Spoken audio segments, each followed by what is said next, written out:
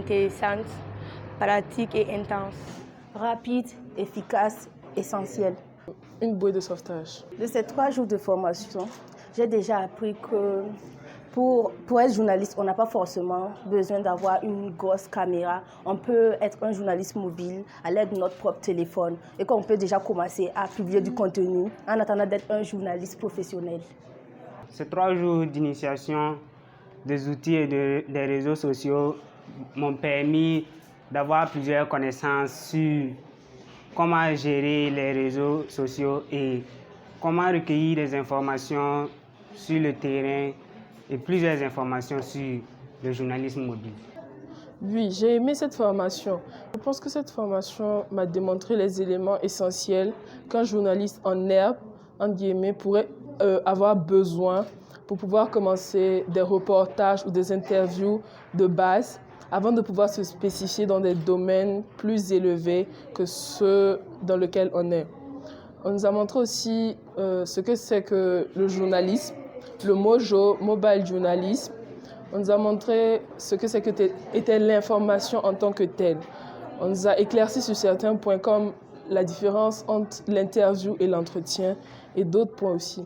De manière concrète, déjà, je vais m'organiser avec les membres de mon groupe. Déjà qu'on a déjà des postes qui sont déjà distribués. Donc, chacun sait déjà ce qu'il a à faire. On va essayer de chercher un thème au sein du lycée qui va intéresser tous les élèves. Et on va travailler dessus afin de publier sur les pages qu'on vient de créer sur nos ordinateurs. L'activité s'est très bien déroulée. On avait tout à notre portée avec de bons formateurs. Ils ont su nous expliquer tous les concepts et tout. L'objectif de la formation, c'est une initiation des membres du club d'éducation aux médias, à l'information et au numérique. Des clubs que nous avons mis en place, dont nous avons accompagné la mise en place dans 10 établissements de la place. Ce sont des clubs qui vont donc organiser des activités d'éducation aux médias au bénéfice de leur communauté, de leur établissement. Pourquoi? Parce que vous suivez aujourd'hui toutes les polémiques ou les questions qui entourent la question de la consommation de l'information, le fonctionnement des médias, de l'utilisation des outils numériques, des contenus numériques. Il y a les dérives qu'on observe, il y a les fake news qui sont très populaires mais qui en fait symbolisent tout ce qui est aujourd'hui manipulation de l'information, mauvaise utilisation de l'information.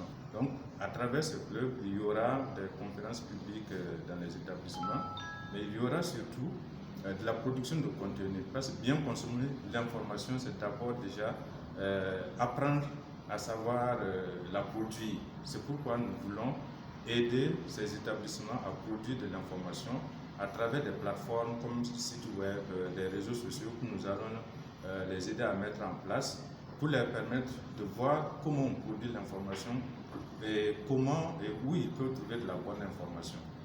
Pour que ce jeune public qui est très tôt en contact avec les outils numériques, avec le contenu numérique, sache faire la part des choses, peut-être puisse être un vecteur pour sensibiliser leurs parents aussi, mais en tout cas qu'on ait à la fin des citoyens qui sont bien informés, qui savent faire la part des choses entre la bonne et la mauvaise information. C'est une grande satisfaction.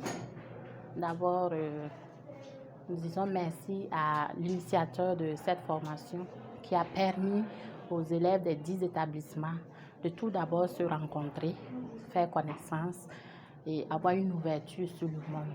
Ensuite, ils sont venus, ils ont appris, c'est des connaissances nouvelles qui leur permettront d'améliorer ce qu'ils apprennent déjà sur le terrain.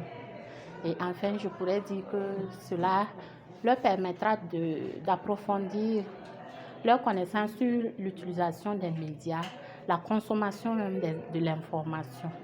Voilà, donc je pense que c'est une ouverture pour eux.